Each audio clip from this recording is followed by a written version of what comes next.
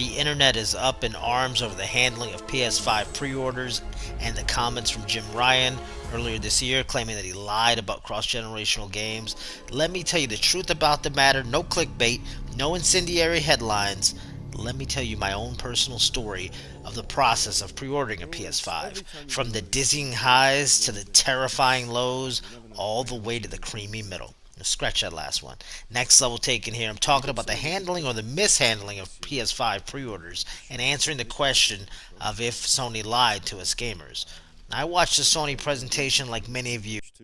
I was exhilarated by most of what I saw, including Final Fantasy 16. I was surprised that it's going to be exclusive, but only time will tell if it'll be a time exclusive or not. I wasn't too surprised at the price, $399 for the digital version, $499 for the disc version. I was surprised about how hard it would be to secure a PS5.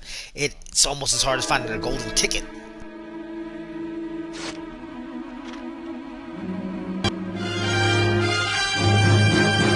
Hey, you've got it! You've got the last golden ticket! The kids found the last golden ticket! They took a different approach, and we have to respect that. But we took a different approach too.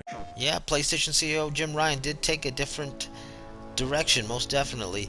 Ryan had told the GameIndustry.biz back in May of 2020 that, quote, "We have always said that we believe in generations. We believe that when you go to all the trouble of creating a next-gen console, it should include features and benefits that the previous generation does not include. We're thinking it's time to give the PlayStation community something new, something different, that can really only be enjoyed on PS5. Now, I don't believe that to be an outright lie. I definitely believe that it was misinterpreted. It may be some misleading on Sony's behalf. While I had always expected Miles Morales to land on PS4 at some point, it just seemed that Sony was a bit misleading about things. I don't think anybody could foresee that the sequel to Horizon Zero Dawn was also still coming to PlayStation 4.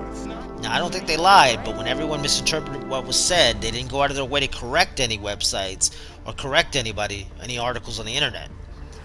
Everyone was singing the praises of PlayStation 5 exclusives while bashing Microsoft for making inferior versions of their games that also had to run on original Xbox One hardware. Now, that quote never specified there weren't going to be PS5 games that were also on PS4. Although it does seem like it's definitely a little bit of damage control now that might have to be going on. There certainly still are exclusives like Demon's Souls that won't be on PS4.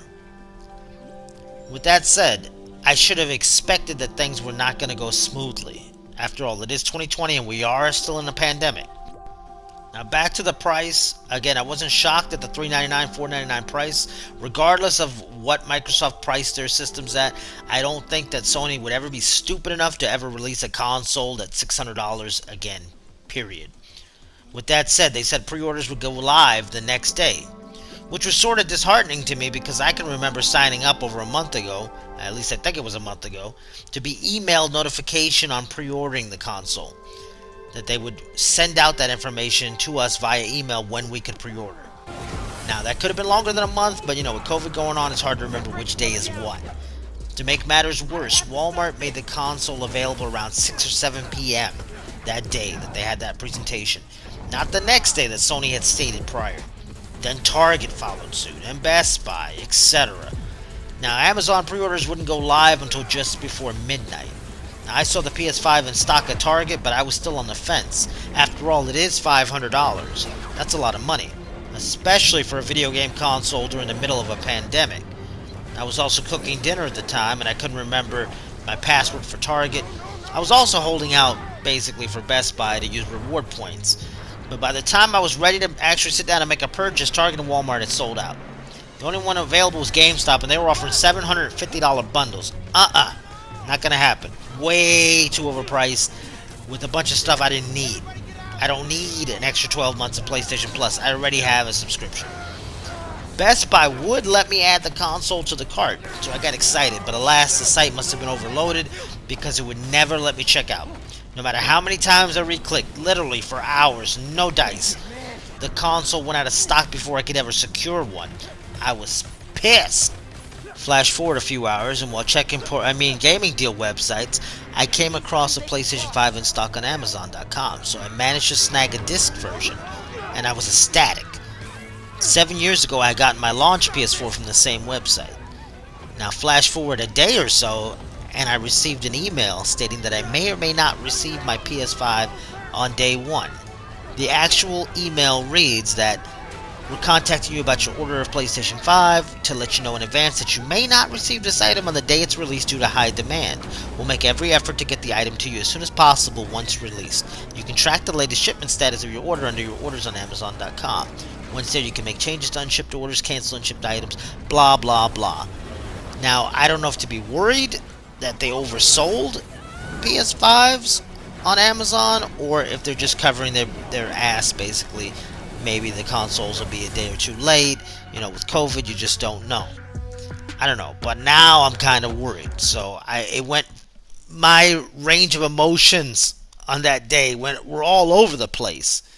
I was pissed, I was exuberated, enthralled, and then angry, and then sad, and now I'm worried. And I just don't understand. And as far as the email from Sony, that finally came a day later, and I never received an email. Actually, people that really don't even game much got an email. I didn't, and a lot of other people didn't. Now, keep in mind, I didn't get an invite. I've had the same PlayStation account for 10 plus years. I've owned a PS1, a PS2, a PS3, several models, PS4, a PS4 Pro, a PlayStation Vita. Yes, I was one of the 12 people that bought a PlayStation Vita. My trophy level's over 20. I've got several platinums, none of which are Hannah Montana, by the way. No email, no guarantee to get a launch PS5. And I'm angry at the way Sony's handled everything. And to add salt to my wounds, again, Sony just nonchalantly comes out with, hey, Spider-Man Miles Morales, Sackboy, the sequel to Horizon Zero Dawn, they're all coming to PS4. Which is good and bad if you want to look at things like that. But there's very little killer app on either the Xbox Series X with Halo getting delayed or the PlayStation 5, and this has just made things worse. Now, I do expect things to go a little smoother for Microsoft. Now, they've already announced the exact date and time. You can pre-order their systems, 11 a.m. Eastern Time, 8 a.m. Pacific on the 22nd. I do still expect sites to crash and get hammered by bots just the same, however. I don't like the fact that some people are able to pre-order as many as 10 PlayStation 5 consoles. Of course, they're going to resell that. I think eBay and sites like that should ban pre-ordering. They're not going to, but they should. I think gamers need to get together and not buy any consoles off eBay. Send a message to resellers that'll force their prices down, that'll force them to have to take it back to the store. Obviously, that's not going to happen. It'd be nice. But that's my story of a PlayStation 5 pre-order, which I'm still not sure if I'm going to get it on day one. If it's a week late, I'll be satisfied with that. If it takes any longer than a week or two, I'm probably just going to cancel and pick up the Xbox. The last generation, I had a PlayStation 4 on launch day and got an Xbox One a year later. Now with this generation it might be different. I might have an Xbox One X first and then eventually later on get a PlayStation 5. I was hoping to have both, even if I had to sell a kidney or two, but that remains to be seen. So let me know your stories out there. Did you manage to secure or procure a PlayStation 5? Are you upset about the way they've handled this, the debacle of the PlayStation 5 pre-orders? And what do you think about all the clickbait going on? Is it all clickbait? A little bit of hyperbole? Are they going to have enough PlayStation 5s to go around? Did Amazon oversell units? Or any other retailers for that matter? Did Jim Ryan lie? Are you so upset by what could have been a lie or a little bit of misleading that you've jumped ship and you're going to buy an Xbox instead? You think Xbox is going to have the same kind of problems come the 22nd, the day of pre-orders? Let me know if you secured a PS5 yet, if you managed to get more than one unit. Let me know what you think about resellers out there. Are you upset about the way Sony handled things? Let me know. Let me know what you think about my own personal experience with PlayStation 5 pre-ordering. I do thank you for watching. I thank you for all the support. It's been Next Level Taken. I hope you enjoy the gameplay and my thoughts and my take on this. definitely not trying to clickbait anybody. I'm definitely coming at you with nothing but the facts and a little bit of my own personal opinion about things and my own personal experience of pre-ordering or trying to pre-order a PlayStation 5 unit. Again, like, share, and subscribe. It's been Next Level Taken. Until next time.